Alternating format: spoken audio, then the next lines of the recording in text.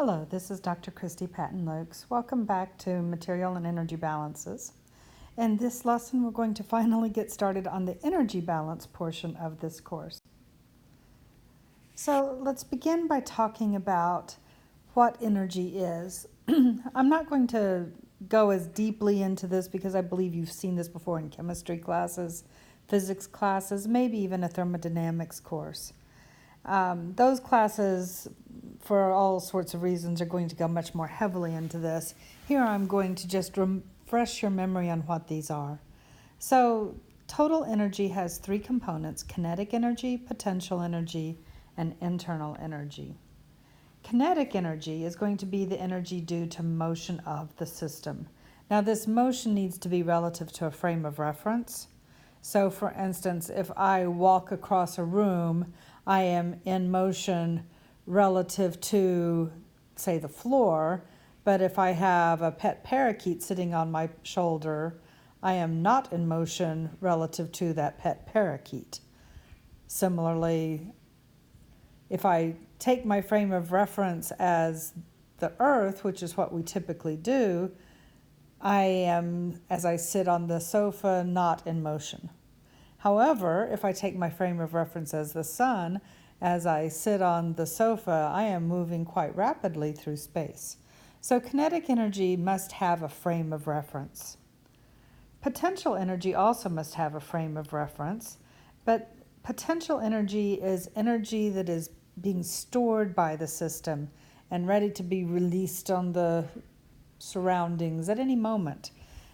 It's going to be due to position of the system in a potential field. So typically we think of the gravitational field. I'm a ball sitting on top of a hill ready to roll down that hill. That would be potential energy.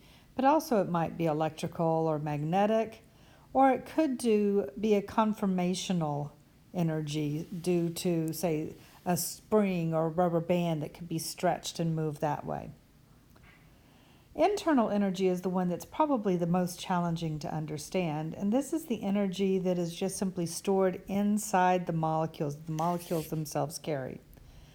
Now we're looking at this on a macroscopic level, and so therefore the kinds of energy that forms internal energy, or U, for these systems is going to be due to the fact that within the molecules themselves there's all sorts of little subatomic particles that are whirling around, moving all the time in space. But we also have, like in a glass of water, the molecules are in constant motion. And in gas, they have a lot more motion.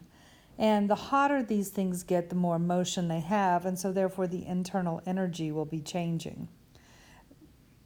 These are going to be topics that are definitely beyond what we're really going to be concerned about in this class. There are some materials you can look at online, and you probably would have covered some of this in a chemistry class, and you will in future chemistry classes also. But energy, besides being stored or carried by the system, it also can be exchanged with the surroundings. So here our concept is that I have something that I call the system. Now, that system might be the glass of water I described. It might be me. It might be a pump or a heat exchanger or some other sort of more industrial type system. But the main thing that is required to be a system is that it has boundaries. I can describe what's in and what's out. If it's in, then it's part of the system. If it's out, then it's part of the surroundings. And I can exchange energy between the system and the surroundings. And there are two ways we can do that, through heat flow or work flow. So heat is energy flow that results because of a temperature difference. If one of these two items is hotter than the other, then heat will tend to flow from one to the other. We are going to describe this as being positive when it's transferred to the system from the surroundings. Now, this is a very standard sign convention. Everybody uses this one, okay? So this is going to not be quite so hard to remember. So Q is positive to the system. I like to think of this, one of my favorite forms of Q. Well, how about the units of calories, and specifically kilocalories? And that's food, right? And bringing food into my personal system makes me very happy. So that's going to be a positive. And so Qn is going to be positive. Now, this is usually fairly easy to remember because our language has developed around the same sense. So we call it heat and we think, oh, heat is things getting hot. Well, not necessarily. It's heat flow. And if the heat is flowing in, yes, it is making it hot. Okay, that's positive. And when heat is flowing out, we call that a heat loss. And we relate that to being negative. So this one is usually pretty easy for people to remember the sign convention. Work is energy flow due to any other driving force. Frequently, for our purposes, we will describe it as something that could be converted to lifting a weight. Okay? It's things that can move objects. So I can move an object by stretching the surface or maybe making my system smaller with the boundary.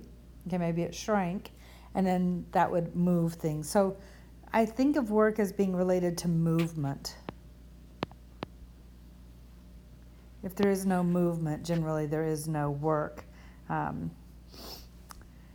So the sign convention. Well, work is going to be considered in this textbook positive when done to the system by the surroundings, okay? Which is exactly the same sign convention as for heat. Now, this is not standardized. This is the tricky part. Some places use the opposite sign standard. In fact, chemistry books in particular use the opposite sign standard typically. Many chemical engineering books use the opposite sign standard. The previous versions of this textbook used the opposite sign standard, but this is the sign standard that is used in mechanical engineering, and this is the mechanical sign standard.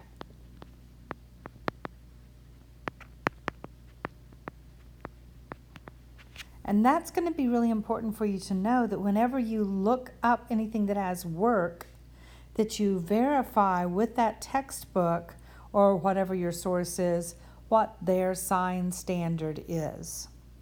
Now, in this case, work done to the system by the surroundings. I like to think of this as, if I do work, someone pays me, okay? But work done to the system by the surroundings, probably easiest to just remember that we are using the same sign standard as for heat flow. Okay?